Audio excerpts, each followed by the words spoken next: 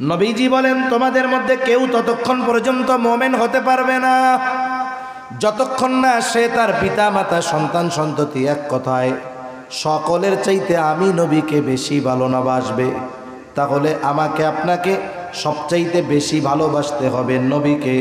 এটা হলো মুমিনের ঈমানের দাবি। এখন কথা হলো, নবীজিকে কেমন করে ভালোবাসবো? নবীজিকে তো আমরা সামনে পাই নাই। আবু বকর নবীজিকে সামনে পেয়েছে। আবু বকর নিজের সব সম্পদ নবীজির খেদমতে নিয়ে আসছে। তালহা নবীজিকে সামনে পেয়েছে। উহুদের ময়দানে তালহা নিজের বুকটাকে নবীর জন্য ডাল বানায় দিয়েছে। আমরা তো নবীজিকে সামনে পাই নাই, কেমনে ভালোবাসবো? এই জন্য নবীও জানেন আমার উম্মতেরা চিন্তা করবে নবীকে ভালোবাসবো কেমনে। নবীকে ভালোবাসার পদ্ধতি দুনিয়ার কারো কাছ থেকে জানা লাগবে না। নবীকে ভালোবাসার পদ্ধতি স্বয়ং নবী নিজে আমাদের জানায় দিছে।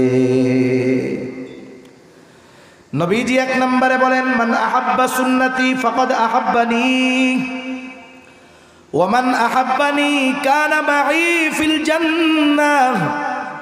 নবীজি বলেন, যে আমার সুন্নাতকে ভালোবাসলো, আমি নবীকে ভালোবাসলো, তার মানে নবীর সুন্নতকে যে ভালোবাসে কেমন যেন সে নবীকেই ভালোবাসে। আর নবীকে ভালোবাসলে লাভ কি? বলে, ওমান আহাব্বানি কানা মাই ফিল জান্নাহ, যে আমাকে ভালোবাসবে সে আমি নবীর সাথে জান্নাতে অবস্থান করবে। আপনাদের জয়পুরহাটে কোনো সময় এরকম হয়েছে নাকি? মোটামুটি বাড়ে আর কি। কিন্তু যখন টমেটোর সিজন, অনেক জায়গায় দেখি 200 টাকা মনও বিক্রয় হয় না, ঠিক কিনা বলেন? তাহলে ওই সময় দাম বাড়ে কেন?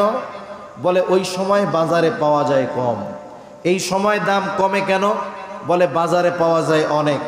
যেহেতু চাহিদার তুলনায় অনেক আছে, এই জন্য বাজারে দাম কম, ঠিক কিনা বলেন? তাহলে আল্লাহ তাআলা নেয়ামত দিয়েছেন অগণিত। নেয়ামত অগণিত হওয়ার কারণে নেয়ামত যে কম দামি, বিষয়টা কি এরকম নাকি? বরং আল্লাহ তাআলা বান্দার প্রয়োজনার্থে অনেক দামি দামি নেয়ামত অতি সহজে আল্লাহ তাআলা দান করেছেন। একটা উদাহরণ দিলে বুঝতে সহজ হবে। ভাই একটা পানি আনবেন, একটা টিস্যু আনবেন।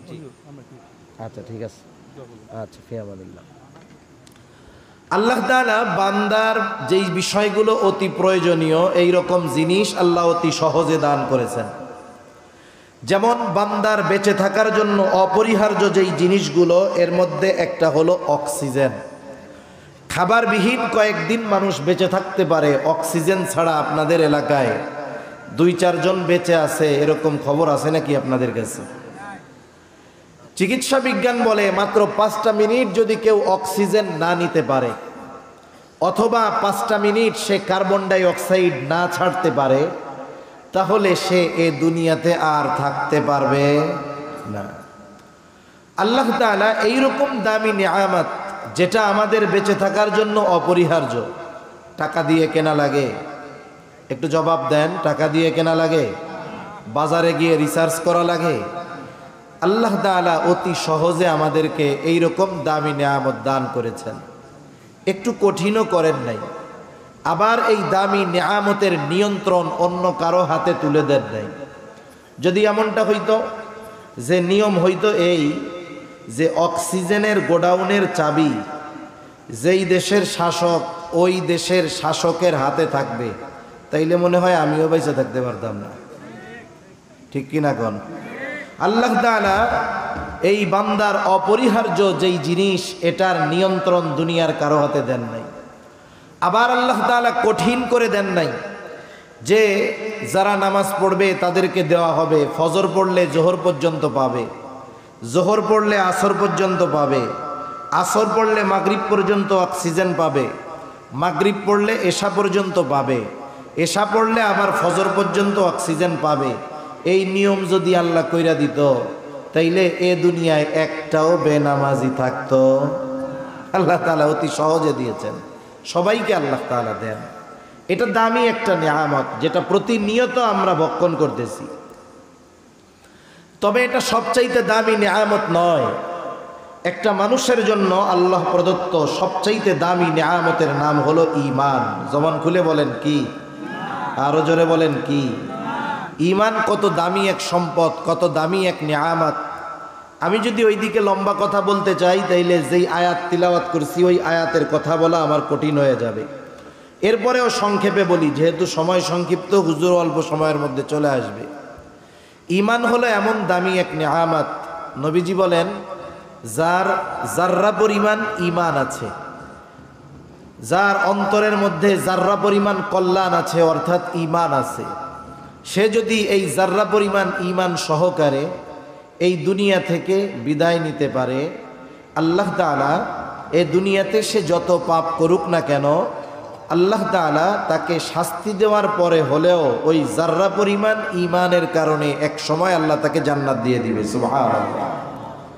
জান্নাতটা কতটুকু হবে?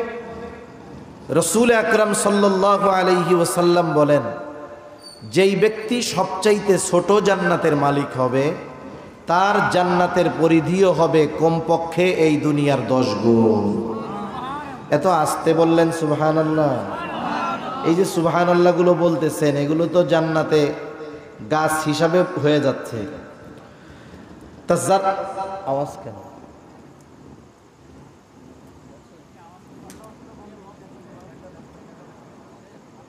ফ্যানের কারণে আওয়াজ হয়।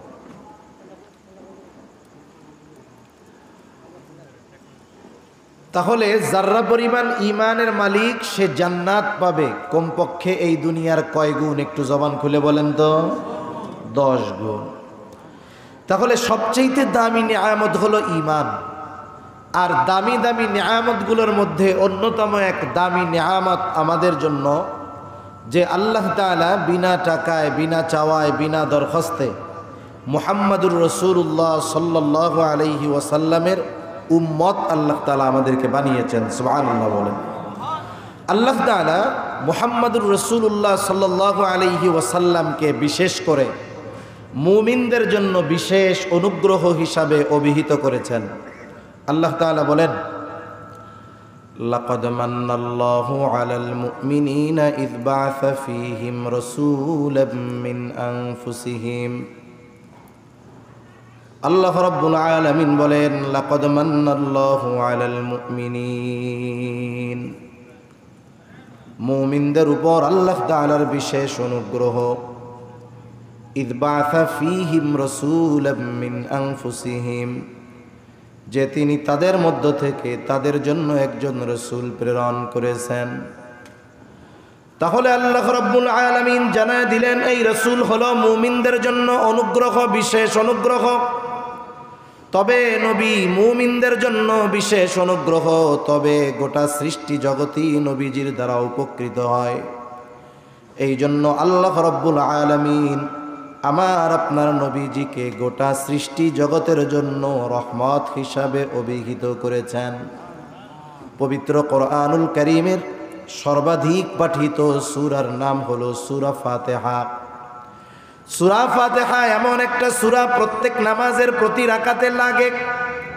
ইমামের পেছনে যখন পড়া হয়, ইমামের কেরাত, মুসল্লির কেরাত, একা যখন পড়া হয়, নিজে পড়া হয় সূরা ফাতিহা। মোট কথা হইল প্রত্যেক নামাজের সূরা, প্রত্যেক রাকাতে সূরা ফাতিহা লাগে। জামাতে পড়ুক আর একাকী পড়ুক, সূরা ফাতিহার প্রয়োজন হয়। এই সূরা ফাতিহার শুরুতেই আমরা বলি আলহামদুলিল্লাহি রাব্বিল আলামিন। আমরা বলি সকল প্রশংসা আল্লাহর জন্য, যিনি জগৎ সমূহের রব, জগৎ সমূহের প্রতিপালক। সব প্রশংসা আল্লাহর জন্য, যিনি জগৎ সমূহের রব। আলম একবচন, আলামিন বহুবচন। তার মানে আলম তথা জগৎ একটা নয়, বরং অগণিত জগৎ যিনি সৃষ্টি করেছেন তিনি কে? মহাকাশ নিয়ে যারা গবেষণা করে, পৃথিবীর মধ্যে সবচাইতে প্রসিদ্ধ যেই সংগঠন, এটার নাম হলো নাসা। মহাকাশ নিয়ে তারা গবেষণা করে। আমাদের দেশেও আছে মহাকাশ গবেষণা কেন্দ্র, যেটার নাম হলো স্পারসো। কিন্তু নাসা কত অ্যাডভান্স, নাসার চাইতে আমরা আরো বেশি অ্যাডভান্স। নাসা যেটা 100 বছর পরের হিসাব চিন্তা করতেছে, আমরা এটা 100 বছর আগে করি। কেন আপনি বলেন তো? আপনি যদি কোনো ইঞ্জিনিয়ার, দেশের সেরা ইঞ্জিনিয়ারকে বড় মেডিকেল কলেজ হসপিটালের দায়িত্ব দিয়ে বলেন আজ থেকে মেজর অপারেশনগুলো ইঞ্জিনিয়ার সাহেব আপনি করবেন, এটা কি পসিবল? তার জন্য সম্ভব না। আমাদের দেশের মহাকাশ গবেষণা কেন্দ্রের মহাপরিচালক যিনি, তিনি একজন কৃষিবিদ। বলেন তো কৃষিবিদের কাজ কি? কৃষিবিদের কাজ হইল যে ধানে কেন পোকা লাগতেছে, এই ধানগুলো কেন তাজা হইতেছে না, ধানের পোকাগুলো কিভাবে দূর করা যায়, কিভাবে উৎপাদন বাড়ানো যায়, এই কাজগুলো হইল তার। ঠিক কিনা বলেন?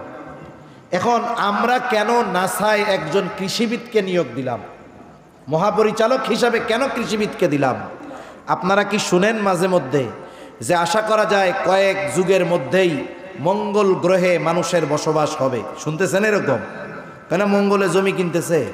এখন মানুষ যদি বসবাস করে, মানুষের খাবারের দরকার আছে না নাই? কথা বলে না। খাবারের দরকার আছে। খাবার দরকার হলে চাষাবাদের দরকার আছে। তাহলে ওই চাষাবাদ করবে কেডা? আমাকেও আমরা যে করব। এই জন্য মহাকাশ গবেষণায় আমরা একজন কৃষিবিদরে নিয়োগ দিছি। তাইলে বলেন নাসা অ্যাডভান্স না আমরা অ্যাডভান্স? এই হলো দেশের অবস্থা। যার যে কাম না, তারে যদি সেই কাজ দিয়ে রাখে তাহলে ওই জায়গায় উন্নতি কশিন কালেও সম্ভব নয়। তাহলে এই নাসা মাঝে মধ্যে আমাদেরকে খবরে জানায় যে নতুন আর একটা গ্রহ আবিষ্কার করা হয়েছে। দুনিয়ার মানুষ এই খবর শ্রবণ করবার পরে অবাক হয়ে যায়, হতবাক হয়ে যায়। কিন্তু আল্লাহ তাআলা ১৫০০ বছর আগেই এই বিশ্ববাসীকে জানায় দিয়েছেন জগৎ একটা নয়, বরং বহু জগৎ যিনি সৃষ্টি করলেন তিনি কে? তাহলে আল্লাহ তাআলা হলেন রব্বুল আলামিন, জগৎ সমূহের রব, জগৎ সমূহের প্রতিপালক। সেই রব, সেই মালিক আল্লাহ তাআলা কোরআনুল কারীমের মধ্যে ঘোষণা দিয়ে বলেন, ওয়ামা আরসালনাকা ইল্লা রাহমাতাল লিল আলামিন। আমার আপনার নবীর ব্যাপারে আল্লাহ রাব্বুল আলামিন বলেন, আপনাকে আমি জগৎ সমূহের জন্য রহমত হিসাবে প্রেরণ করেছি। তাহলে জগৎ সমূহের রব হলেন আল্লাহ, জগৎ সমূহের রহমত হলেন মুহাম্মাদুর রাসূলুল্লাহ। সৃষ্টি জগতে একটা ইঞ্চি জায়গা খুঁজে পাওয়া যাবে না যেই জায়গার রব আমার আপনার আল্লাহ তাআলা নয়। অনুরূপভাবে সৃষ্টি জগতের মধ্যে একটা ইঞ্চি জায়গা খুঁজে পাওয়া যাবে না যেই জায়গার রহমত আমার আপনার নবীজি নয়। যেখানে রব আল্লাহ সেখানে রহমতি মুহাম্মাদুর রাসূলুল্লাহ সাল্লাল্লাহু আলাইহি ওয়াসাল্লাম। নবীজি রাহমাতুল লিল আলামিন হওয়ার কারণে সুবিধাজি শুধু মুমিনরা ভোগ করে তা নয়, কাফেররাও ভোগ করতেছে। কিয়ামত পর্যন্ত সব কাফেররা ভোগ করবে। নবীজি যখন ছিলেন তখনও কাফেররা নবীজির কারণে উপকৃত হয়েছে। হাদিস থেকে শোনাই আপনাদের। একবার আবু জেহেল নবীজির সামনে এসে আল্লাহ তাআলাকে শোনায় শোনায় দোয়া করতেছে, বলে আল্লাহ, আপনি যদি সত্যই কোরআন মুহাম্মাদের উপরে নাজিল করে থাকেন তাহলে আমাদের উপরে পাথর বর্ষণ করেন অথবা যন্ত্রণাদায়ক শাস্তি দেন। আবু জেহেল নবীজিকে শোনায়া শোনায়া আল্লাহ তাআলার কাছে দোয়া করে। কথা হলো, ওর যদি পাথর বর্ষণ নিতে মন চায়, যন্ত্রণাদায়ক শাস্তি নিতেই মন চায়, তাইলে নবীজিকে শ্রবণ করানোর দরকার কি? গোপনে আল্লাহর কাছে বললেই তো হলো, ঠিক না? নবীজিকে শোনায় আল্লাহ তাআলার কাছে বলতেছে, কেমন যেন বলে, আল্লাহ, সত্যই যদি আপনি কোরআন মুহাম্মাদের উপরে নাজিল করে থাকেন তাহলে আমাদের উপরে পাথর বর্ষণ করেন অথবা যন্ত্রণাদায়ক শাস্তি দেন। প্রথম কথা হলো, আবু জেহেল এটা তো কাফের, আল্লাহ তাআলার কাছে দোয়া করে কেন? বলে, যদিও এরা মুশরিক কিন্তু এরা আল্লাহ তাআলার অস্তিত্বে বিশ্বাসী ছিল। এ কথা আমার নয়, স্বয়ং আল্লাহ তাআলাই কোরআনুল কারীমের মধ্যে বলেন, ওয়ালা ইন সাআলতাহুম মান খালাকাস সামাওয়াতি ওয়াল আরদ। আল্লাহ তাআলা বলেন, আপনি যদি মক্কার মুশরিকদেরকে জিজ্ঞাসা করেন মান খালাকাস সামাওয়াতি ওয়াল আরদ, আসমান এবং জমিনের স্রষ্টা কে, আপনি যদি তাদের কাছে জানতে চান, জিজ্ঞাসা করেন, আপনার এই প্রশ্নের জবাবে তারা কি বলবে? আল্লাহ তাআলা দুইটা তাকিদ যোগ করে বলেন লা ইয়াকুলুন্নাল্লাহ, অবশ্যই অবশ্যই তারা বলবে আসমান এবং জমিনের স্রষ্টা হলেন আল্লাহ। আল্লাহ তাআলা আরেক জায়গায় বলেন ওয়ালা ইন সাআলতাহুম মান নাযালা মিনাস সামাই মাআন ফাআহইয়া বিহিল আরদা বা'দা মাউতিহা লা ইয়াকুলুন্নাল্লাহ। আপনি যদি তাদের জিজ্ঞাসা করেন মান নাযালা মিনাস সামাই মাআ, কে আসমান হতে পানি বর্ষণ করে, কে বৃষ্টি দেয়, শুধু তাই না ফাআহইয়া বিহিল আরদা বা'দা মাউতিহা, ওই বর্ষিত পানির দ্বারা কে মৃত জমিনকে পুনরুজ্জীবিত করে, অর্থাৎ শুকনা ফেটে চাষাবাদের অনুপযুক্ত ওই জমিনটাকে কে বৃষ্টির পানির মাধ্যমে চাষাবাদের উপযুক্ত করে তোলে। ওরা ওদের দেবদেবীদের কথা বলবে না, এই প্রশ্নের জবাবে কি বলবে? লা ইয়াকুলুন্নাল্লাহ, অবশ্যই অবশ্যই তারা বলবে এগুলো যিনি করেন তিনি কে? আল্লাহই বৃষ্টি দেন, আল্লাহ তাআলাই এই অনুর্বর জমিনের মধ্যে উর্বরতা দান করেন। আল্লাহ তাআলা আর এক জায়গায় বলেন ওয়ালা ইন সাআলতাহুম মান খালাকাহুম লা ইয়াকুলুন্নাল্লাহ। আপনি যদি মক্কার মুশরিকদের কাছে জানতে চান, জিজ্ঞাসা করেন তাদেরকে কে সৃষ্টি করেছে, আমাদের দেশ সহ গোটা দুনিয়ায় বিপুল সংখ্যক মানুষ আছে যারা নাস্তিক, স্রষ্টায় অবিশ্বাসী। তারা বলে স্রষ্টা বলে কিছুই নাই, নাউজুবিল্লাহ কন। কিন্তু মক্কার মুশরিকদেরকে যদি জিজ্ঞাসা করা হয়, তারা জবাবে কি বলবে? যে তোমাদেরকে সৃষ্টি করেছে। ওরা বলবে না আমরা প্রাকৃতিকভাবে এমনিতেই সৃষ্টি হয়ে গেছি, বরং আল্লাহ তাআলা বলেন আপনার এই প্রশ্নের জবাবেও তারা বলবে লা ইয়াকুলুন্নাল্লাহ, অবশ্যই অবশ্যই আমাদের স্রষ্টা হলেন আল্লাহ। তাহলে মক্কার মুশরিকরা এরা আল্লাহর অস্তিত্বে বিশ্বাসী ছিল, তবে আল্লাহ তাআলার সাথে এমন কিছু শিরক তারা করতো আল্লাহর সাথে, যেগুলোর কারণে তাদের এই বিশ্বাস মূল্যহীন হয়ে গেছে, কোনো দাম নেই। আবার নবীজি আর এক হাদিসের মধ্যে বলেন আবু জেহেল আল্লাহ তাআলার কাছে দোয়া করেছে, আল্লাহ তাআলা আবু জেহেলের দোয়াও কবুল করেছে। বদরের দিন সকালবেলায় আবু জেহেল আল্লাহ তাআলার কাছে দোয়া করে বলে আল্লাহ, আজকের দিনে যারা হকের উপরে আছে, সত্যের উপরে আছে, আপনি তাদেরকে বিজয় দান করেন। নবীজি বলেন আল্লাহ তাআলা আবু জেহেলের দোয়া কবুল করেছেন। বদরের দিন যারা হকের উপরে ছিল, সত্যের উপরে ছিল, আল্লাহ রব্বুল আলামিন তাদেরকেই বিজয় দান করেছে। তাহলে প্রথম বিষয় যে আবু জেহেল আল্লাহ তাআলার কাছে কেন দোয়া করে? কারণ এই মক্কার মুশরিক আবু জেহেল, উতবা, সাইবা এরা আল্লাহর অস্তিত্বে বিশ্বাসী ছিল। এখন দোয়াটা যে করলো, নবীকে শোনায়া করার দরকার কি? কিছু কথা আছে মানুষকে খাটো করার জন্য, কষ্ট দেওয়ার জন্য, শোনা একটু ছোট করার জন্য মানুষকে শোনায় শোনায় কিছু কথা বলা হয়। যেমন মনে করেন আপনাদের এলাকায় একজন গরিব মানুষ, তার ছেলেটা অনেক কষ্ট করে লেখাপড়া শিখে অনেক বড় অফিসার হয়ে গেছে। লোকটার অনেক কষ্ট ছিল, এখন ছেলে বড় অফিসার, বিসিএস ক্যাডার, তার কষ্টের দিন শেষ, ঠিক না? চায়ের দোকানে মানুষেরা বলা বলি করতেছে, দেখছো অমুক চাচার ছেলে অনেক বড় অফিসার হয়ে গেছে, চাচার আর কষ্ট নাই। এই দুনিয়ায় মানুষ মানুষের সাথে শত্রুতার জন্য, মানুষের সাথে মানুষের বিরোধের জন্য শত্রুতা থাকার দরকার হয় না। আপনার উন্নতি অনেক সময় আপনাকে অন্যের চোখের কাঁটা বানিয়ে দিতে পারে, ঠিক কিনা বলেন? এটারে বলে হিংসা। একজনের উন্নতি হচ্ছে আর একজনের হিংসা আসছে, অটোমেটিকলি তার প্রতি একটা বিদ্বেষ, শত্রুতা তার অন্তরের মধ্যে চলে আসে। আর একজন পাশে দাঁড়ায় শুনতেছে, তোমরা কি বলা বলি করো? বলে শুনেন নাই অমুক চাচার ছেলে অনেক বড় অফিসার হয়ে গেছে। এখন এই লোক টিটকারি করে বলে, আয় আল্লাহ, অমকের বলা অফিসার হইছে, কেয়ামতের আসতে আর বাকি নাই। ও আল্লাহ, এই খবর শোনার আগে আমি মরলাম না কেন? এরকম বলা লোক তো আলহামদুলিল্লাহ 5 বিবিতে কমপক্ষে নাই, আছে। কিন্তু ওই টাইমে যদি আজরাইল আইসা বলে আপনার তো মরতে মন চাই, তাহলে চলেন। কি বলবে? আসলে কি আমি মরতে মন চাইছি নাকি, এমনি এমনি কইছি আর কি। এটা হলো তার ওই লোকটাকে ছোট করা এবং নিজের হিংসার বহিঃপ্রকাশ ঘটানো।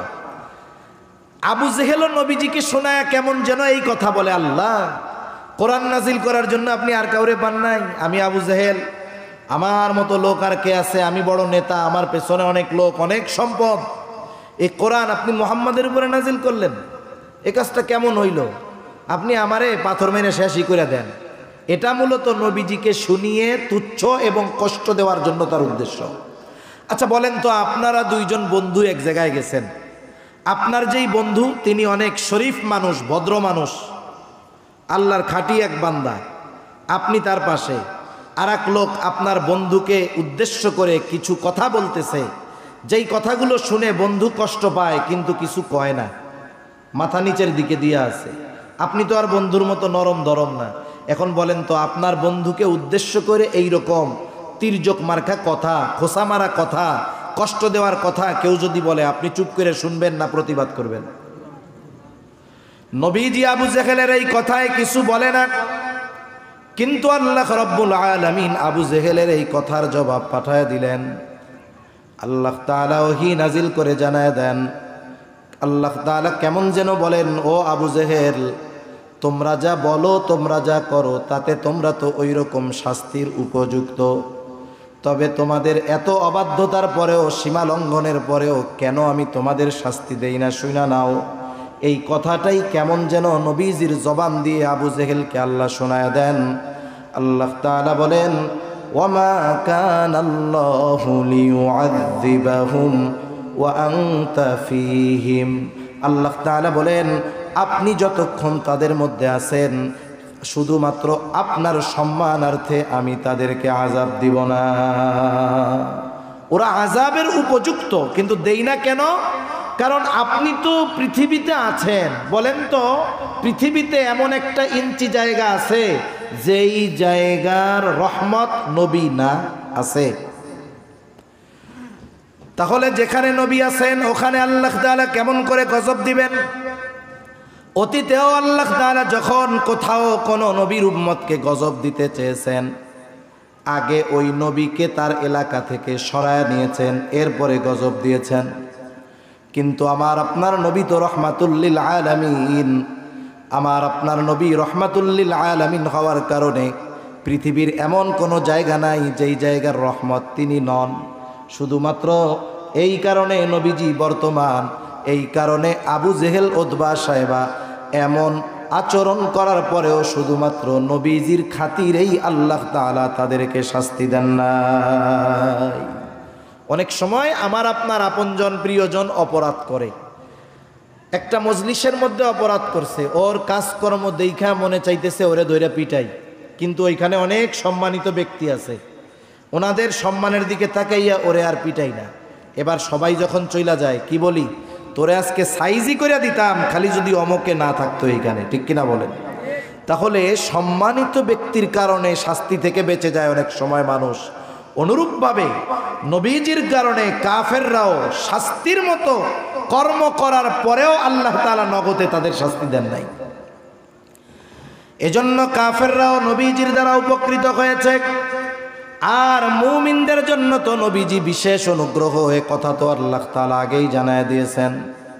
কিন্তু নবীজির সব উম্মতের প্রতি নবীজির মহব্বত, মায়া, দয়া, ভালোবাসা ছিল।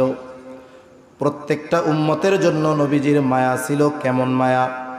আব্দুল্লাহ ইবনে আমর ইবনুল আস রাদিয়াল্লাহু তাআলা আনহু থেকে বর্ণিত, তিনি বলেন, সাহাবায়ে কেরাম মজলিসের মধ্যে বসা, হঠাৎ করে নবীজি কোরআনুল কারীম থেকে তিলাওয়াত করতেছেন। তিনি বলেন, আন্নান নাবিয়্যা সাল্লাল্লাহু আলাইহি ওয়াসাল্লাম তাআলা মা কাওলাল্লাহি আযজা ওয়া জাল্লা ফি ইব্রাহিম আলাইহিস সালাম। নবীজি কোরআনুল কারীম থেকে তিলাওয়াত করলেন, আল্লাহ রাব্বুল আলামিন যা ইব্রাহিম আলাইহিস সালামের ব্যাপারে কোরআনুল কারীমের মধ্যে নাজিল করেছেন। কি নাজিল করেছে? আল্লাহ তাআলা সূরা ইব্রাহিম 13তম পারার মধ্যে আল্লাহ তাআলা জানায় দেন, ইব্রাহিম আলাইহিস সালাম তার গুনাহগার উম্মতের জন্য ক্ষমা চাইয়া আল্লাহ তাআলার কাছে দোয়া করেছে। সেই দোয়ার খবর আল্লাহ তাআলা কোরআনে জানায় দিয়েছেন, নবীজি সেইটা তিলাওয়াত করেছেন। কি দোয়া? আল্লাহ তাআলা জানায় দেন, ইব্রাহিম আলাইহিস সালামের দোয়া, রব্বি ইন্নাহুন্না আদলালনা কাসীরাম মিনান নাস ফামান তাবিআনি ফাইন্নাহু মিন্নি ওয়ামান আসানি ফাইন্নাকা গফুরুর রহিম। ইব্রাহিম আলাইহিস সালাম দোয়া করতেছে, বলে রব ইন্নাহুন্না আদলালনা কাসীরাম মিনান নাস, এই মূর্তিগুলা, এই প্রতিমাগুলো অধিকাংশ মানুষকে পথচ্যুত করে ফেলছে, পথভ্রষ্ট করে ফেলছে। ফামান তাবিআনি ফাইন্নাহু মিন্নি, তবে যারা আমার আনুগত্য করেছে তারা তো আমার দলভুক্ত। ওয়ামান আসানি ফাইন্নাকা গফুরুর রহিম, আর যারা আমার আনুগত্য করে নাই, কেমন যেন ইব্রাহিম আলাইহিস সালাম বলতে চায়, আল্লাহ এরা যদিও আমার আনুগত্য করে নাই তথাপি আমারই উম্মত। ফাইন্নাকা গফুরুর রহিম, আপনি তো গফুর, আপনি তো রহিম। কেমন যেন ইব্রাহিম আলাইহিস সালাম বলতেছে, আল্লাহ আপনি তো গফুর, আপনি তো রহিম, আপনি তো অতিশয় ক্ষমাশীল, পরম দয়ালু, আপনি আমার এই গুনাহগার উম্মতগুলাকেও চাইলে মাফ কইরা দিতে পারে। وقال عيسى عليه السلام إن تعذبهم فإنهم عبادك।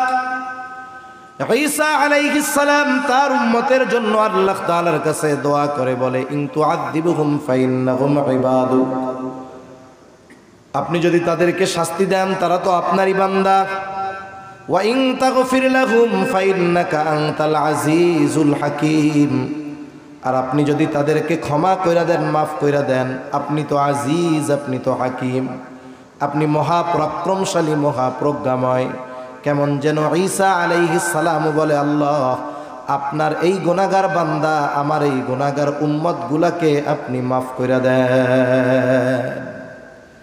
উম্মত পাপী হোক আর নেককার হোক, সব উম্মতের প্রতি প্রত্যেকটা নবীর মায়া মোহব্বত ভালোবাসা আছে না নাই? আছে। বরং অনেক সময়তে এমন হয় যে ভালো তার চাইতে খারাপটার জন্য চিন্তা বেশি থাকে। আপনি কার জন্য চিন্তা করেন? যারে মোহাব্বত করেন তার ভালোর জন্যই তো চিন্তা করবেন নাকি? প্রত্যেকটা নবী তার উম্মতকে ভালোবাসে, প্রত্যেকটা নবী তার উম্মতকে ভালোবাসে, উম্মত গুনাহগার হোক আর নেককার হোক। যেমন একটা মরকের যদি 3টা সন্তান থাকে, 2টা সন্তান ভালো, ছোট সন্তানটা খারাপ, প্রথম 2টা খুব ভালো কিন্তু ছোটটা খুব খারাপ। বলেন তো মা বাবা ভালো 2টা নিয়ে চিন্তা বেশি করে নাকি খারাপটা নিয়ে বেশি করে? যখন আল্লাহ তাআলার কাছে দোয়া করে, বলেন তো খারাপটার জন্য বেশি দোয়া করে নাকি ভালোটার জন্য বেশি দোয়া করে? আল্লাহ তাআলার কাছে বারবার বলে, আল্লাহ মারা যাওয়ার আগে যদি এই ছেলেটাকে ভালো দেইখা মরতে পারতাম তাহলে শান্তি পাইতাম। এখন কথা হলো সন্তান তো খারাপ, এইটার জন্য চিন্তাকে বেশি কেন?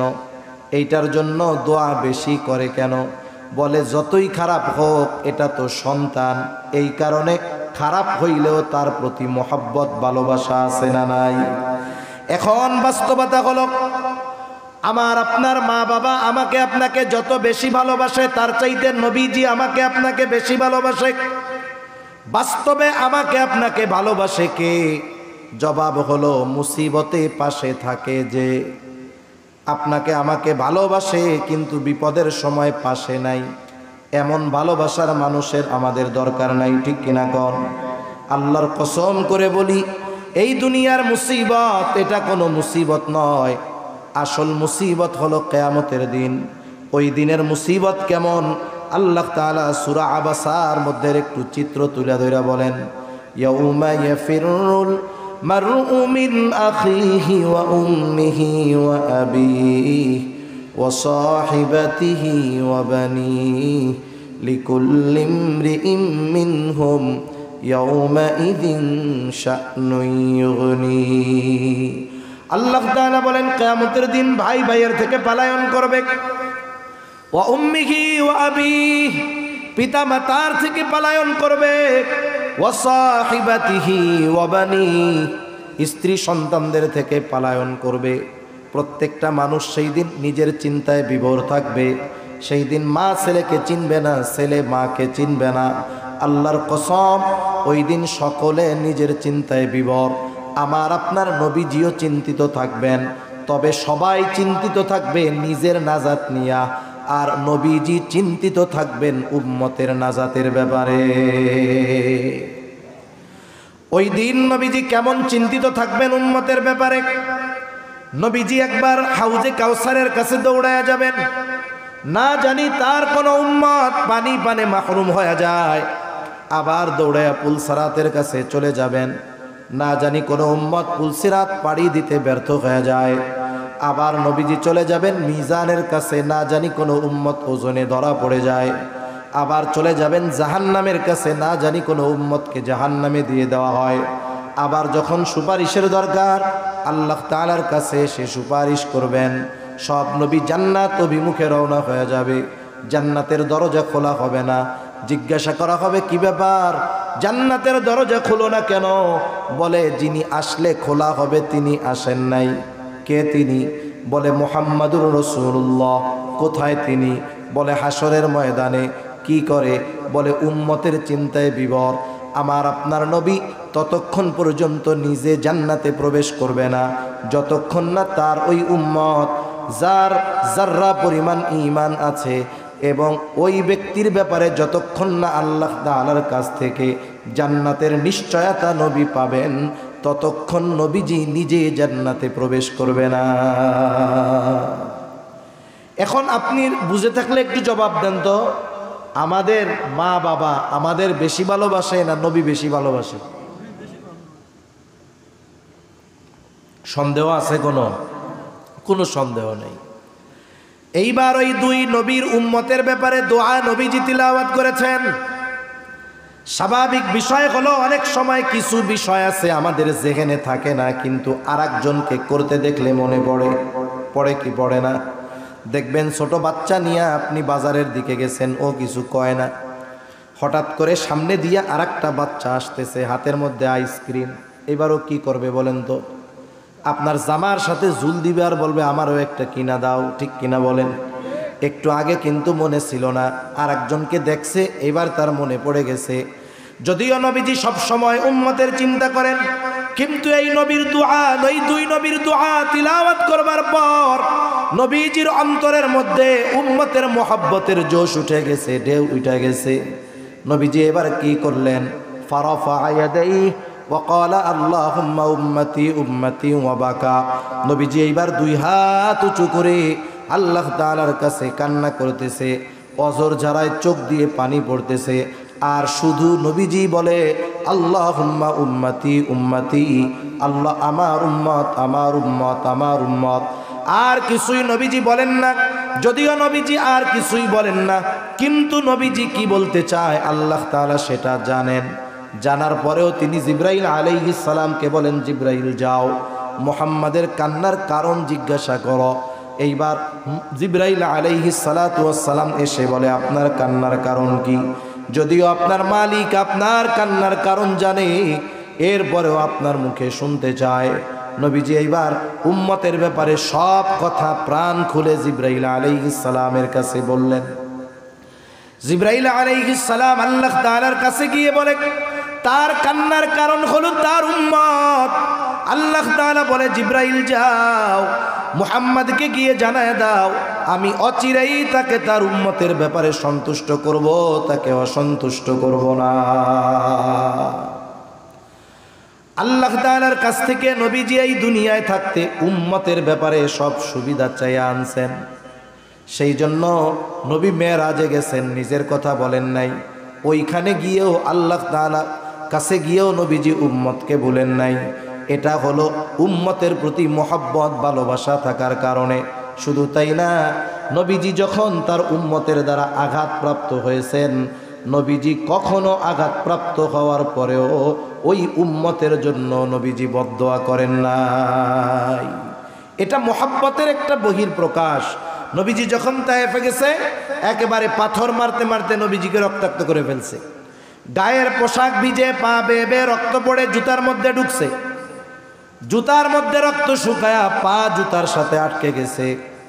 সারাদিন দেহ থেকে রক্ত এইভাবে পড়ছে, ক্লান্ত দেহ নিয়া নবীজি এক আঙ্গুর বাগানের পাশে একটু বসে বিশ্রাম নিচ্ছেন। ইতিমধ্যে জিবরাইল আলাইহিস সালাম হাজির, এসে বলে, ইয়া রাসূলুল্লাহ, এই কওম আপনার সাথে কেমন আচরণ করেছে আপনার মালিক সব দেখছে। আমার সাথে নতুন একজন ফেরেশতা এসেছে যে আগে পরে আসে নাই। এইবার নবীজি বলেন, ওই নতুন ফেরেশতা আমার কাছে এসে আমাকে সালাম দিল, সালাম দিয়ে বলে, ইয়া রাসূলুল্লাহ, এই কওম আপনার সাথে কেমন আচরণ করেছে আপনার মালিক সব জানেন। আমাকে পাঠিয়েছেন আপনার আদেশ পালন করার জন্য। আপনি যদি আমাকে আদেশ দেন, 2 পাহাড় দিয়ে এদেরকে পিষে দেওয়া হবে, নিশ্চিহ্ন হয়ে যাবে, কোনো অস্তিত্ব থাকবে না, জনবসতি ছিল কেউ জানতে পারবে না। একটু চিন্তা করেন, আমরা হইলে কি করতাম? আমরা তো প্রতিশোধ পরায়ণ। কেউ যদি 20 বছর আগে আমার দিকে চোখ রাঙায়া আমাকে একটা কথা বলে থাকে, 20 বছর পরে যদি আমি ক্ষমতা পাই, চিন্তা করি ওই 20 বছর আগের চোখ রাঙানোর প্রতিশোধ আমাকে নিতে হবে। এতটা প্রতিশোধ পরায়ণ আমরা। আমাদের এক হুজুর বলতো, আমাদের কাছে আইসা যদি কোনো জিন আইসা বলে যে আপনার মনের একটা আশাই পূরণ হবে, কি আশা? বলে আপনি যাদের উপরে প্রতিশোধ নিতে চান তাদের নাম দেন, তাদের প্রতিশোধ নেওয়া হবে। তাইলে 50-60 লম্বা তালিকা হয়ে যাবে আমাদের, যে ওরে একটু সাইজ করে দিয়েন, ওরে হালকা, ওরে খালি ঠ্যাংটা ভাঙবেন, ওর খালি হাতটা ভাঙলেই চলবে, ওর চোখ একটা উঠাইলেই হবে, আর কিছু লাগবে না। আমাদের প্রতিশোধের তালিকা অনেক লম্বা হয়ে যেত। কিন্তু যারা নবীজিকে রক্তাক্ত করে ফেলছে, এখনো রক্ত পরিপূর্ণ শুকায়া যায় নাই, তাদের ব্যাপারে নবীজির প্রতিশোধের সুযোগ। ফেরেশতা বলতেছে, আদেশ দেন, 2 পাহাড় দিয়ে একবারে পিষে দিব এদেরকে। নবীজি কি করলেন? আরাম করে একটু শুয়েছিলেন, নবীজি আবার উঠে বসলেন। ফেরেশতার এই কথার জবাবে নবীজি বলেন, বাল আরজু আন ইয়াখরুজাল্লাহু মিন আসলাবিহিম মান ইয়াবুদুল্লাহা ওয়াহদাহু ওয়া লা ইউশরিকু বিহি শাইআ। কেমন যেন নবীজি বলতেছেন, তুমি তো আমাকে বলতেছো আদেশ দেন, 2 পাহাড় দিয়ে এদেরকে পিষে শেষ করে দেই।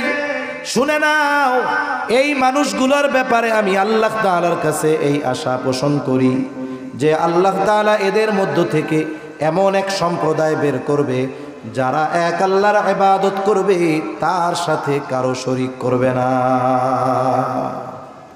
ওদের কি হবে সেটা জানি না, কিন্তু আশা করি আল্লাহ তাআলা ওদের মধ্য থেকে এমন মানুষ বের করবে। নবীজি এর দ্বারা কি বুঝাইলেন? যেই উম্মত দুনিয়ায় আসে নাই তার প্রতিও ভালোবাসার নিদর্শন নবীজি দেখায় গেছেন, ঠিক কিনা বলেন? সাহাবা একরাম সাথে নবীজি একদিন পথ চলতেছেন, হঠাৎ করে নবীজি বলেন, আমার ভাইদেরকে দেখতে মন চায়। সাহাবা একরাম বলে, ইয়া রাসূলুল্লাহ, আমরা কি আপনার ভাই নই? নবীজি বলেন, না, তোমরা হইলে আমার সাথী। আপনার ভাই তারা আবার কারা? বলে, আমার পরে আমাকে না দেখে যারা ঈমান আনবে তারাই হলো আমার ভাই। কিয়ামত পর্যন্ত প্রত্যেকটা উম্মতের প্রতি ভালোবাসার খবর নবীজি দিয়ে গেছেন, ঠিক কিনা বলেন? একের পর এক লম্বা সময় বলা যাবে উম্মতের প্রতি নবীজির কেমন ভালোবাসা। তবে অনেক সময় আছে 1000 মানুষের কথার চাইতে একজনের কথার দাম অনেক, ঠিক কিনা বলেন? নবীজি আমাদের কেমন ভালোবাসেন স্বয়ং আল্লাহ তাআলা কোরআনুল কারীমের মধ্যে জানায় দেন। আল্লাহ তাআলা বলেন, লাকাদ জাআকুম রাসূলুম মিন আনফুসিকুম আজিজুন আলাইহি মা আনিতুম হারিসুন আলাইকুম বিল মুমিনিনা রাউফুর রহিম। আল্লাহ তাআলা বলেন, লাকাদ জাআকুম রাসূলুম মিন আনফুসিকুম, তোমাদের মধ্য থেকে তোমাদের জন্য এমন একজন রসুলের আগমন ঘটেছে, এমন একজন রসুল এসেছে। কেমন সেই রসুল? বলে, আজিজুন আলাইহি মা আনিতুম, তোমাদের জন্য যেটা কষ্টদায়ক সেটা তার জন্য কষ্টের। এটাকে বলা হয় সমব্যথী। তার মানে উম্মতের ব্যথায় নবীজি ব্যথিত হন। দেখবেন যার সাথে যার যত বেশি মহব্বত, তার কষ্ট তাকেও অন্য কেউ কষ্ট দেয়, ঠিক কিনা বলেন? এখন যদি বলেন, ভাই হুজুর এইটা কেমন কথা, আর একজনের কষ্টে আমি আপনি কেন কষ্ট পাবো? নবী কেন কষ্ট পাবেন? একটা উদাহরণ দেই, তাইলে বুঝতে সহজ হবে। অনেকের ছোট বাচ্চা আছে, বয়সটা হয়তো 2 বছর, 2.5 বছর, 1.5 বছর, গ্রামের ভিতরে বসবাস করে। গভীর রজনী ওই 2 বছরের ছোট বাচ্চাটা প্রচণ্ড জ্বরাক্রান্ত হয়ে গেছে। এতটা জ্বর, থার্মোমিটারে দেখা গেল 106 ক্রোচ হয়ে গেছে। এই জ্বরের তীব্রতার কারণে ছোট বাচ্চাটা বারবার চিৎকার করতেছে, সেন্সলেস হয়ে যাওয়ার মতো অবস্থা, কষ্টের আওয়াজ তার মুখ দিয়ে বের হচ্ছে। এই বাচ্চা কেমন যেন অজ্ঞান হয়ে যাওয়ার মতো অবস্থা, জ্বরে তার প্রচণ্ড কষ্ট। ওই অবস্থায় ডাক্তারের কাছেও নিয়ে যাওয়ার উপায় নাই, ফার্মেসিও খোলা নাই। ওই অসুস্থ বাচ্চার পাশে মা বাবা বসে আছে। বলেন তো, ওই অসুস্থ বাচ্চা জ্বরের কারণে যত কষ্ট পায়, তার চাইতে তার মা বাবা কষ্ট বেশি কম পায় না বেশি পায়? নিঃসন্দেহে মা বাবা কষ্ট বেশি পায়। কেন? বলে এটা মহব্বতের কারণে, ভালোবাসার কারণে। তাহলে সন্তানের প্রতি ভালোবাসার কারণে যদি সন্তানের কষ্ট মা বাবা অনুভব করে, উম্মতের প্রতি ভালোবাসার কারণে উম্মতের কষ্ট নবীজি অনুভব করে। সুবহানাল্লাহ। কেমন নবী! এই জন্য আল্লাহ তাআলা বলেন তিনি হলেন আজিজ। 2 নাম্বার, হারিসুন আলাইকুম, তিনি তোমাদের জন্য কল্যাণকামী। নবীজি কেমন কল্যাণকামী? একটা হাদিস থেকে শোনাই। নবীজি বলেন আল্লাহ তাআলা প্রত্যেকটা নবীকে বিশেষ একটা দোয়া তার উম্মতের ব্যাপারে করার সুযোগ দিয়েছে, এবং এই দোয়া কবুল হওয়ার নিশ্চয়তা আল্লাহ তাআলা দিয়েছেন। সব নবী এই উম্মতের ব্যাপারে দোয়াটা দুনিয়ায় করে ফেলছে, আমি এই দোয়াটা সংরক্ষণ করে রাখছি, দুনিয়ায় করি নাই। কেন? নবীজি বলেন কিয়ামতের দিন এই দোয়াটা আমি আমার উম্মতের ব্যাপারে সুপারিশ হিসাবে আল্লাহ তাআলার কাছে করব। কারণ ওইটা দুনিয়ায় না করে ওই সময় করলে উম্মতের কল্যাণ হবে, এই জন্য নবী দুনিয়ায় না করে আখিরাতের জন্য রেখে দিয়েছেন। এরপরে আল্লাহ তাআলা বলেন বিল মুমিনিনা রাউফুর রহিম। শুরুতেই আমরা বলেছিলাম আল্লাহ তাআলা বলেছেন এই রাসূল হলেন মুমিনদের জন্য বিশেষ অনুগ্রহ। এই জন্য আল্লাহ তাআলা স্পেশালভাবে মুমিনদের প্রতি নবীজির মায়া কেমন সেই কথাটা তুলে ধরেন। মনে করেন আপনার একটা ছেলে আছে, আপনার ছেলেটার বয়স 4, 5, 6, 7 বছর। আপনার একজন মেহমান আপনার বাসায় বেড়াতে আসছে। এইবার আপনার ছেলের সাথে তার মারামারি হয়েছে যে কোনো একটা বিষয় নিয়ে। বলেন তো আপনি মায়ের দিবেন কারে? আত্মীয়র বাচ্চাকে নাকি নিজের বাচ্চাকে? নিজের বাচ্চারে পিটানি দিবেন না, অপরাধ আত্মীয়র বাচ্চার, এরপরেও পিটানি দিবেন কারে? এর অর্থ কি এই নাকি যে আপনি আপনার ছেলেরে ওই ছেলের চাইতে কম ভালোবাসেন? বিষয়টা কি এরকম? বিষয়টা কিন্তু এরকম না। আপনি যদিও তাকে শাসন করছেন, মার দিয়েছেন, কিন্তু ভালো আপনি তাকে বেশি বাসেন। এই জন্য উম্মত যখন ইমানদার হয় তার প্রতি নবীজির ভালোবাসাও স্পেশাল হয়। কেমন ভালোবাসা নবীজির উম্মতের প্রতি যারা ইমানদার! আল্লাহ তাআলা সেই কথাই বলেন এই রাসূল হলেন বিল মুমিনিনা রাউফুর রহিম। তিনি হলেন মুমিনদের জন্য রউফ, মুমিনদের জন্য রহিম। আল্লাহ তাআলার অনেকগুলো গুণবাচক নাম আছে। এই নামগুলোর মধ্যে অন্যতম 2টা নাম হলো রউফ আর রহিম। বলেন তো দুনিয়ার কোনো মাখলুক রউফুর রহিম হতে পারে নাকি? দুনিয়ার কোনো মানুষ রউফুর রহিম হতে পারে না। দুনিয়ার কোনো মানুষ রউফুর রহিম হতে পারে না। কেউ যদি দাবি করে যে সে রউফুর রহিম, আবার কেউ যদি কাউকে বলে যে সে এক ব্যক্তি রউফুর রহিম, যে বলবে সেও বেঈমান, যে নিজেকে দাবি করবে সেও বেঈমান। ঠিক কিনা বলেন? আল্লাহ রাব্বুল আলামিনের অন্যতম গুণবাচক 2টি নাম হলো রউফুর রহিম, অতি সদয় পরম দয়ালু। কে? জোরে বলেন তো। আল্লাহ তাআলা হলেন অতি সদয় পরম দয়ালু রউফুর রহিম। ওই আল্লাহ উম্মতের প্রতি, ইমানদার উম্মতের প্রতি নবীজির কেমন ভালোবাসা, এই বিষয়টা বোঝাতে গিয়ে, প্রকাশ করতে গিয়ে স্বয়ং নিজের সাথের যেই শব্দ রউফুর রহিম, এটা নবীজির শানে আল্লাহ তাআলা ব্যবহার করেছে। আল্লাহ কেমন যেন বলতেছে, এই নবী কেমন নবী জানো? সে তার মুমিন উম্মতদের ব্যাপারে হলো রউফুর রহিম, অতি সদয় পরম দয়ালু। সুবহানাল্লাহ। একটু যদি হৃদয় দিয়ে বুঝে থাকেন, এটা বুঝতে কঠিন হবে বলে আমার মনে হয় না, যে ইমানদার উম্মতের প্রতি নবীজির ভালোবাসা কত বেশি। সুবহানাল্লাহ। এখন এই ইমানদার উম্মত, আমাদের উপরে নবীজির এই মায়া, মোহাব্বত, ভালোবাসা, এর কদর আমরা কতটুকু করতে পারলাম, সেই হিসাবও আমাদের করার দরকার আছে না নাই?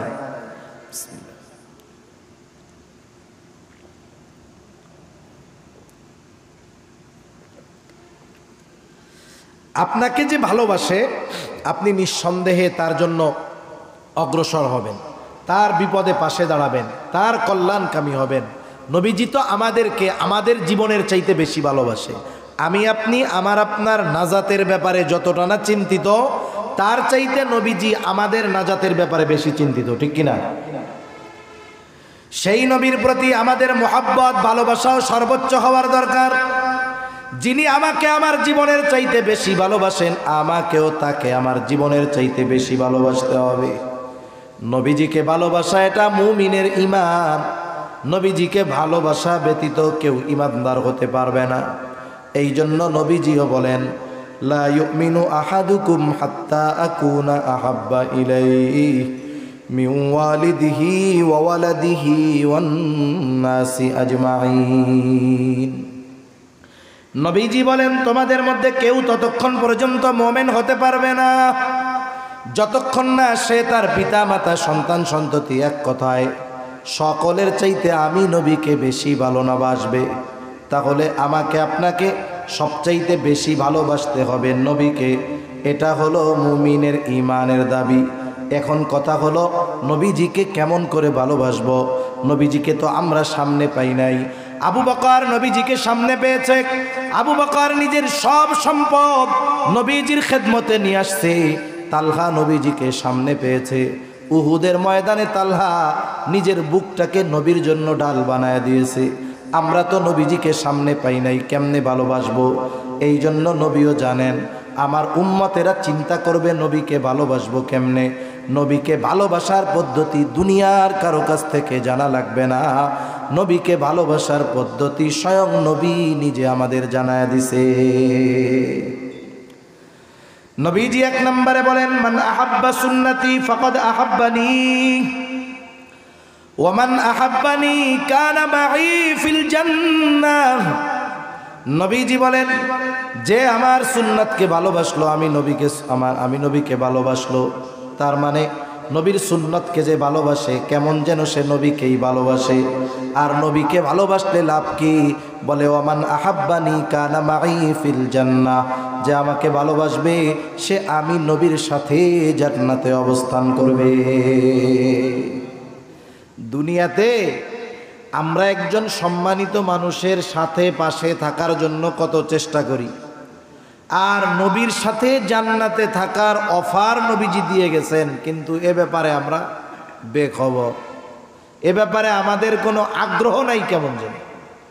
অথচ নবীজির সাথে থাকার খবর শুনে সাহাবা ইকরাম কেমন খুশি হয়েছে।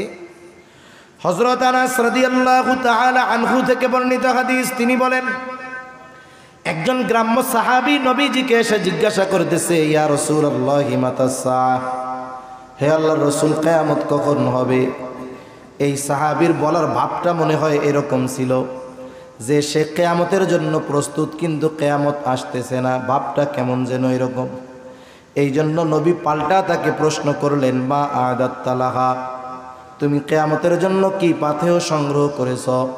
লোকটার সহজ সরল জবাব, আমি আল্লাহ এবং তার রাসূলকে ভালোবাসি।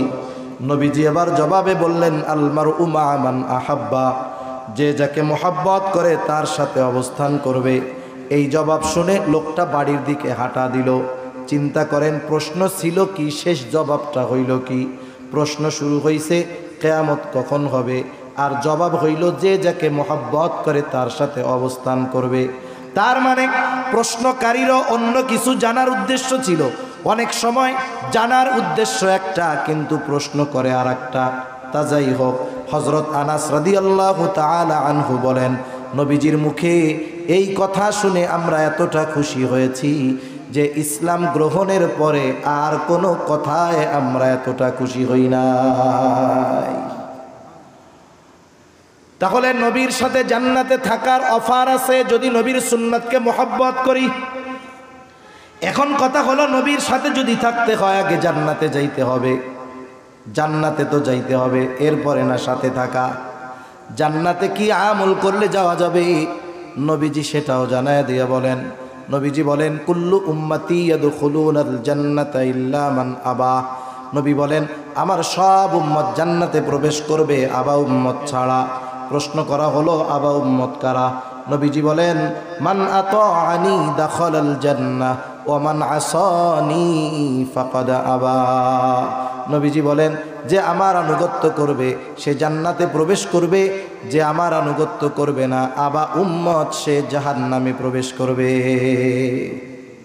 সেইটা হলো আবা উম্মত। এজন্য দুই হাদিসের সমন্বয় যদি আসে, নবীর মোহাব্বতকে, নবীর সুন্নতকে মোহাব্বতের সাথে যারা অনুসরণ করবে এরাই নবীর সাথে জান্নাতে অবস্থান করবে, ঠিক কিনা বলেন?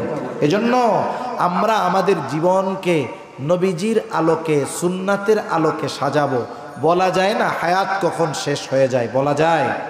কথা আমার শেষের দিকে চলে আসবে না।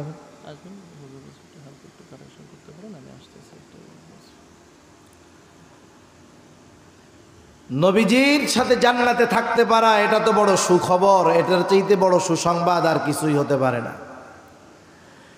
হায়াত কখন শেষ হয়ে যায় বলা যায় না, কোন সময় মৃত্যু চলে আসে বলা যায়।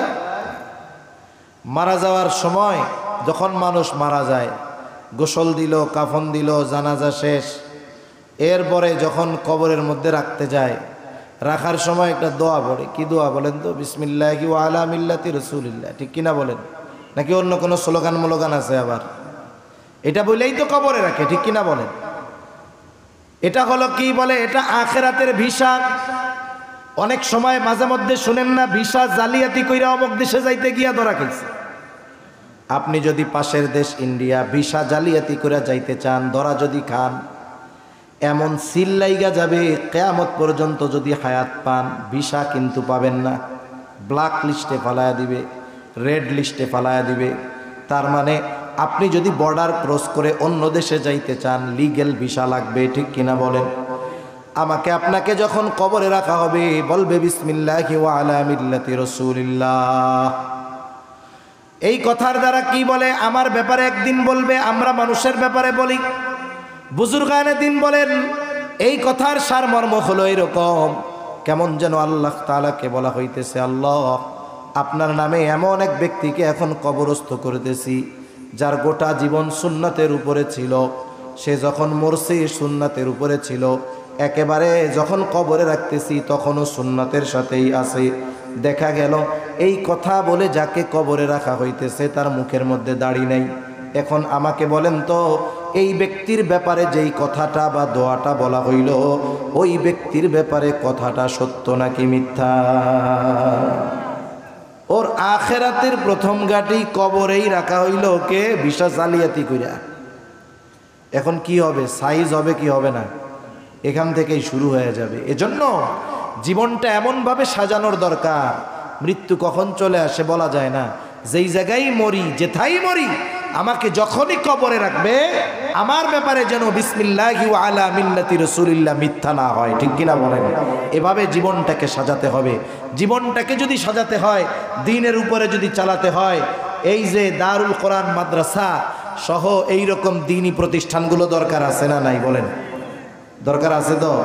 এজন্য আমরা যদি সুন্নাতের উপরে চলতে চাই, আমাদের দ্বীনি সমস্যাগুলোর সমাধান চাই, দ্বীনের উপরে চলাটা চাই যে সহজ হোক, তাহলে এই মাদ্রাসাগুলো বেশি বেশি দরকার এবং মাদ্রাসাগুলোর সাথে সম্পৃক্ত থাকার দরকার আছে না নাই? আছে। সবাই তো সব কিছু দিয়ে থাকতে পারবে না। ও আর একটা বিষয়, আপনাদের জন্য মেহমানদারির ব্যবস্থা আছে। এজন্য হুজুর আসার পরে উঠা যাবেন না যে যাই একটু হাঁটা উঠা দিয়ে চাটা খেয়ে আসি, বুজুর্গ মানুষ আসবে, অল্প সময় কথা বলে দোয়া করে দেবে ইনশাআল্লাহ।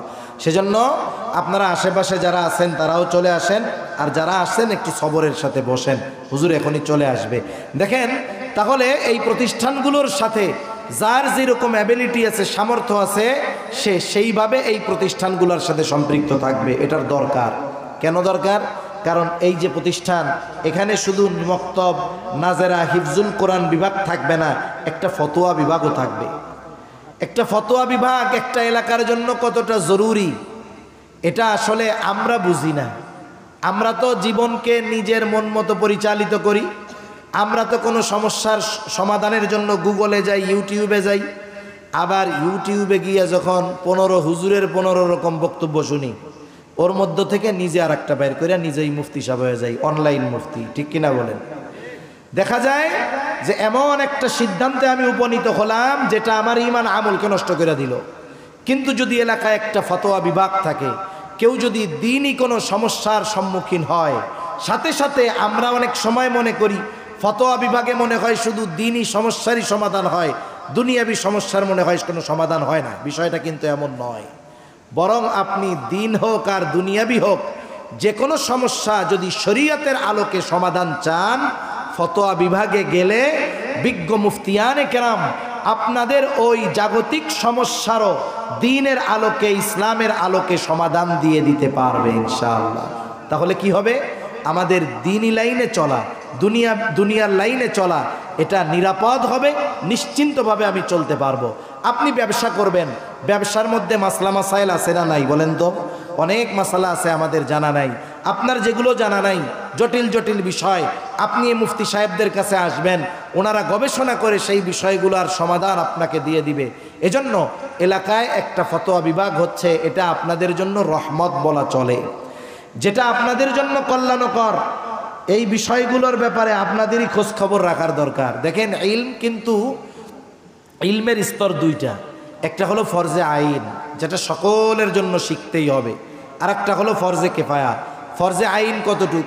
নিজে এবং অধীনস্থদেরকে দ্বীনের উপরে চালানোর জন্য যতটুকু ইলমে দ্বীন দরকার, জরুরতে দ্বীন, এতটুকু শেখা প্রত্যেকটা মুমিন নর নারীর উপরে কি বলেন তো? ফরজ। ওইটা যদি আপনি না শিখেন, আপনি ব্যক্তিগতভাবে গুনাহগার হবেন। আমি যদি না শিখি, আমি ব্যক্তিগতভাবে গুনাহগার হব। এই ক্ষেত্রে আমার গুনাহ আর একজনের কাঁধে যাবে না। এটা হলো ফরজে আইন। আর একটা হলো ফরজে কেফায়া। ফরজে কেফায়া বলতে আমরা কি বুঝি? সহজ উদাহরণ, ধরেন জানাজার নামাজ। আপনার এলাকায় একজন লোক মারা গেছে, এখন কয়েকজন মানুষ যদি এই ব্যক্তির দাফন কাফন সব কমপ্লিট করে, তাহলে সকলের পক্ষ থেকে দায়িত্ব আদায় হয়ে যাবে। কিন্তু কেউ যদি না করে, ফালায় রাখে, সবার কি হবে?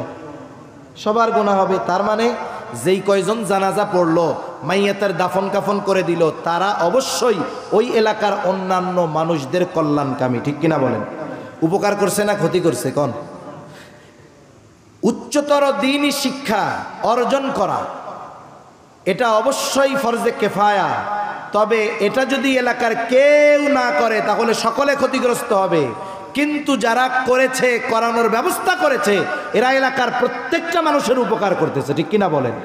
আপনি হয়তো মুফতি না, আপনার ছেলে মুফতি না, আপনি আলেম না, জরুরতে দ্বীন শিখছেন, কিন্তু একজন উচ্চ শিক্ষায় শিক্ষিত আলেম দরকার, দ্বীনি প্রতিষ্ঠান দরকার, আগামী প্রজন্মকে ওই ধরনের শিক্ষিত করার দরকার। এই জন্য তো ফতোয়া বিভাগের প্রয়োজন। এখানে হয়তো ভবিষ্যতে অনেক দূর দূরান্ত থেকে ছাত্ররা এসে এখানে অধ্যাপনা করবে।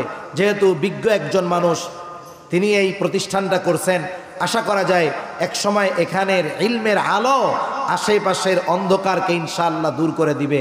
এখন বলেন, এই প্রতিষ্ঠান যে হইল, এটা কি শুধু উনার উপকার হইল নাকি এলাকাবাসীর উপকার হইল? সেই জন্য এলাকাবাসীরও উচিত একেবারে হৃদ্রতার সাথে দিল উজাড় করে এই প্রতিষ্ঠানের পাশে এসে দাঁড়ানো। এটা কি আমি ভুল বললাম নাকি? ভুল বললাম? এখন সর্বোপরি শেষ কথা হলো এই প্রতিষ্ঠানের ফতোয়া বিভাগের জন্য, ফতোয়া চাইলেই মুখ দিয়া হঠাৎ করে দিয়ে দেওয়া যায় না। অনেক কিছু রিসার্চ করে, গবেষণা করে এইভাবে ফতোয়া দেওয়া লাগে। এর জন্য অনেক কিতাবাদির প্রয়োজন হয়। আপনাদের মধ্যে যদি কোনো সহৃদয়বান ব্যক্তি থাকেন, আপনারা বলতে পারেন যে হুজুর, আমি এক সেট কিতাব দিব, কিনে দিব, অথবা আমি কিছু টাকা দিয়ে সহযোগিতা করব যে আপনি কিতাব কিনে নেবেন। আপনি এক সেট কিতাব কিনে দিলেন, ওখান থেকে ওনারা অধ্যাপনা করবেন, পড়বেন, মাসালা বের করবেন, অন্যান্য লোকদের উপকার হবে। আর এই কিতাব যতদিন থাকবে আপনি কবরে শুয়া শুয়া এইটার সওয়াব পাইতে থাকবেন। এই জন্য যদি কোনো সহৃদয়বান ব্যক্তি থাকেন যে হুজুর আমি এক সেট কিতাব কিনে দিব, ভাই দামটা কিরকম কিতাবগুলোর? হ্যাঁ, আপনি যদি চান পারেন, যেমন কিছু কিছু ছোট সেট যেগুলো আছে 2000, 3000, 5000, আপনাদের যার যেরকম অ্যাবিলিটি আছে একেবারে নিজের থেকে আল্লাহর জন্য বলেন। আমি কাউকে বলতেছি না যে এত দেন এত দেন। হুজুর আসতে আসতে আপনারা একটু মেহরবানি করে, যদি কোনো ভাই থাকেন যে হুজুর আমি 5000 টাকা দিব কিতাব কেনার জন্য, আমি 2000 টাকা দিব, আমি 1000 টাকা দিব, একটু মেহরবানি করে একটু বলেন তো কিছু ভাই, একটু মেহরবানি করে বলেন, একটু বলেন মেহরবানি করে, একটু বলেন মেহরবানি করে। একেবারে আপনাদের জন্য কোনো নির্ধারিত করি নাই, যার যেরকম মন চায় মেহরবানি করে বলেন, যার যেরকম মন চায় মেহরবানি করে বলেন। 5000, 4000, 3000, 2000, 1000, যার যেরকম মন চায় বলেন, একটু মেহরবানি করে বলেন।